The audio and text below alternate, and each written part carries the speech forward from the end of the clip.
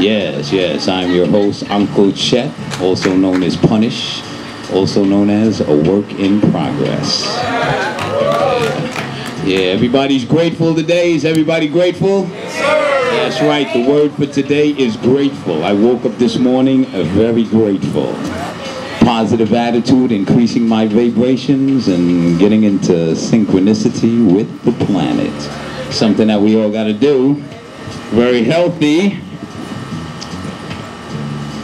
The planet is my God. That's right, the universe. I'm universally connected. And the universe, as in every other God, sometimes plays tricks. And tonight, one of those tricks was played on us. So I'm about to play a trick on you. We're going to start this one off with what's called the announcer's test. This is something that was made up in like the 30s, early 20s, and deals with diction and pronunciation. It's a memory thing. And this is actually going to be a contest. We're going to do this twice. All right? I am offering a $50 bill. That's $50 bill, a grand, brand new, crispy in my pocket here. I'll pull it out in a minute. I got a lot of other bills on top of it. The dead presidents like to lay on top of each other, you know. So yeah, I'll offer $50 for anyone who can follow me all the way to 10 with this, the announcer's test. Is there any takers? Any takers? $50 if you can get all the way to 10. Let me pull it out for you. Here we go, here we go. Okay, take a look. 50.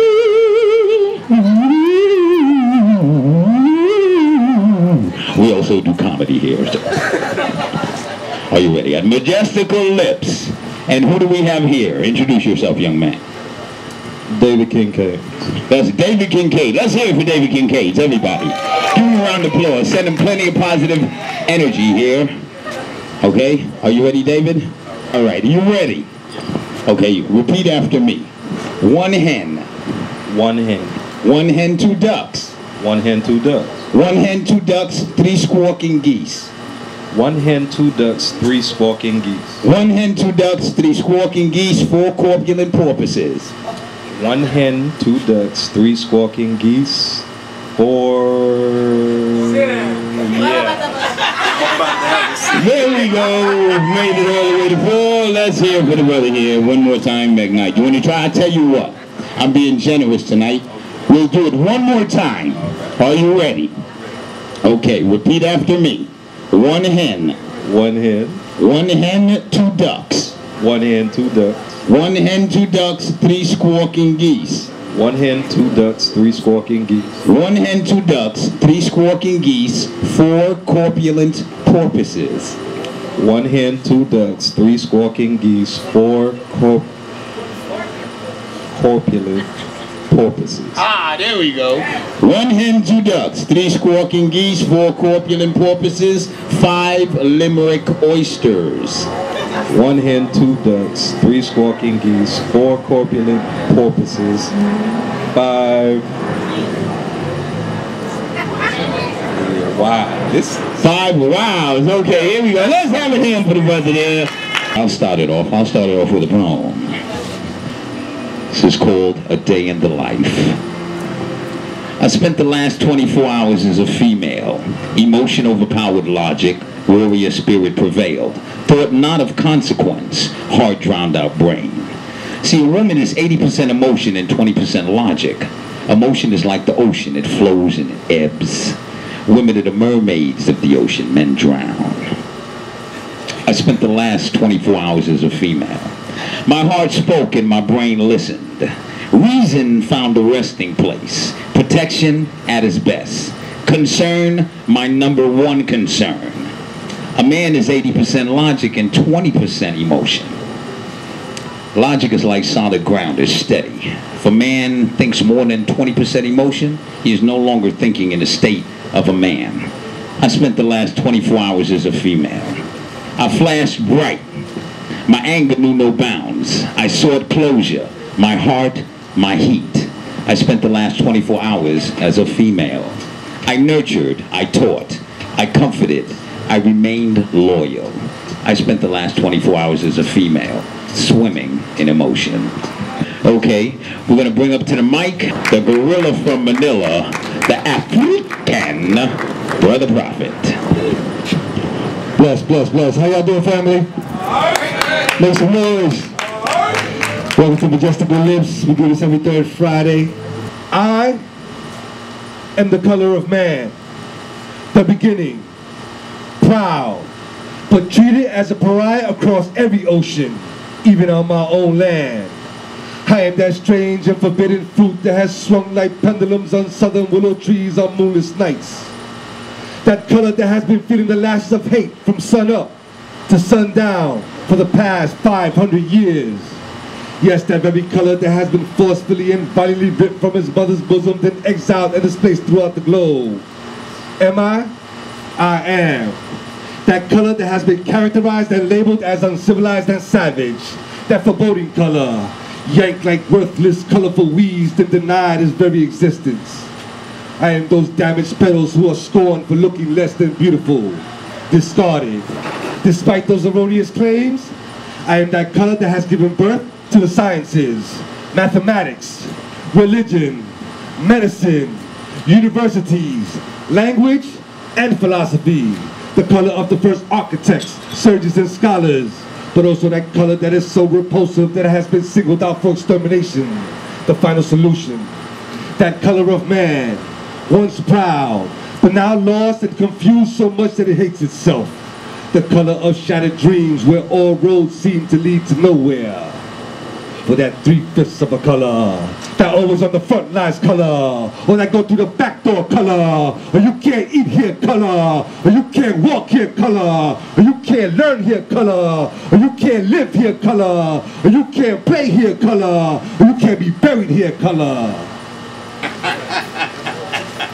Serving coconuts, yeah. Let's hear. I need the microphone. Let's hear it for the Brother Prophet. Prophet with his deep and prophetic poetry. Next up to the mic we have the Queen of Comedy, Sister Ann. Come up, Sister Ann. Let's have a big hand for Sister Ann. Let's go, let's go. All right, let's do it. I gotta wear my glasses so I gotta see y'all. Hello. Okay, here we go. Thank you. Okay, how is everybody tonight? Good. I'm trying out some new material on y'all, so this is gonna be good. Okay, so anyway, here we are. So we finished with Kim Kardashian, and Nancy Griffith is like out of her mind.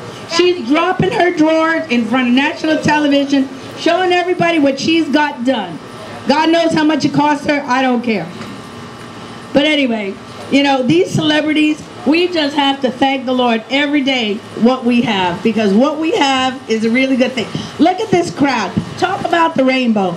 Blacks here, whites here, Latinos here, and we're all brothers and sisters. And you know, those kind of people, we have to come against those people. Because, you know, I mean, I'm Cuban. This is from a bottle, everybody. This ain't real. You know what? Drop my pants, you see what color my hair is. So, this ain't real. No, this is from a bottle. So,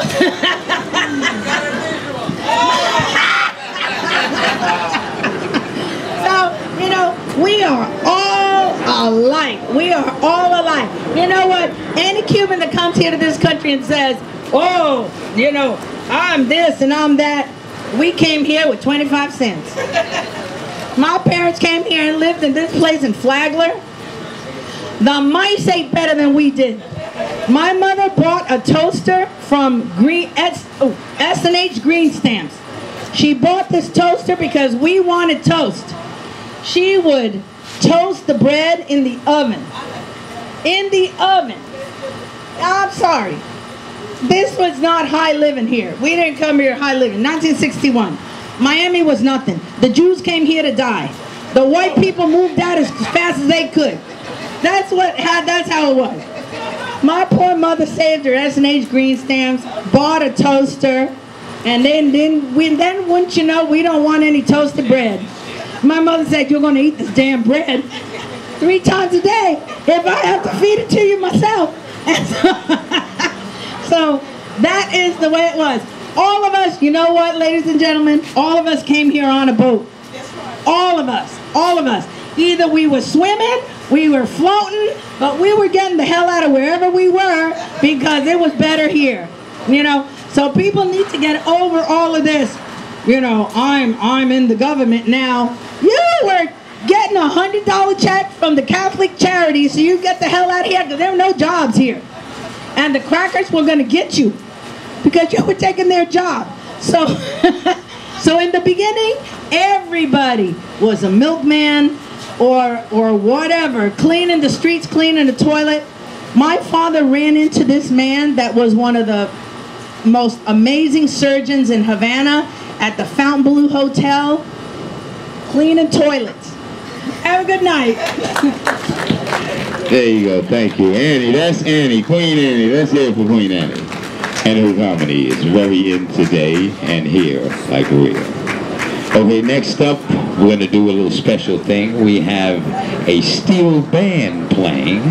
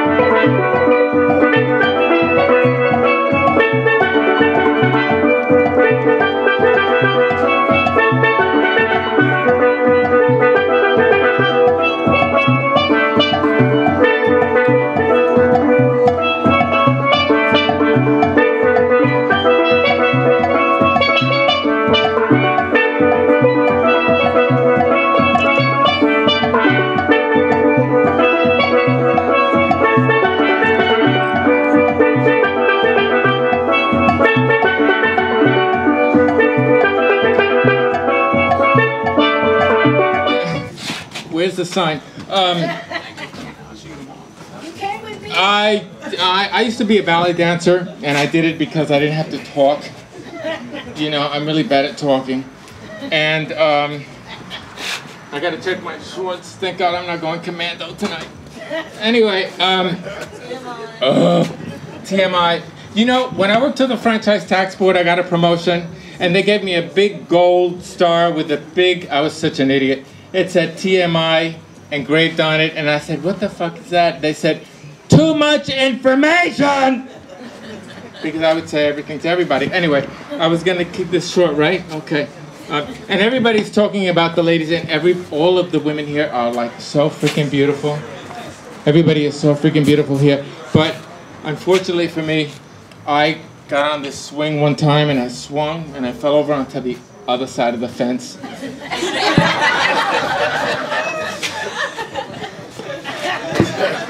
What the fuck? And here it is. Okay, I'm 56 and I'm fucked, but yeah, not really. Anyway, what am I saying? I fell in love with my third-year-old. See, I need one more to make it complete. I fell in love with Miss Pagano. Actually, I fell in love with Mr. Pagano, but Miss Pagano, she was really good in the 3rd grade. And when I came from Cuba, I knew how to say mother. I knew how to say yes and no. She knew how to say, she was ahead of me. She knew how to say mother, father, yes and no, so she had like 2 more on me. And they'd ask us, you know, do you take a bath? And we'd like say, what the fuck do we say? Yes or no, which is the right answer? We'd say like no, and they'd go, ha ha ha. Anyway, so Miss Pagano finally was trying to teach us diction in the 3rd grade. So in the 3rd grade, I kind of had a little grasp on the English language. And there was this one limerick that I'm going to share with you. I don't know why I remember this shit after all these like fucking years, but I remember it. It's like, it goes like this.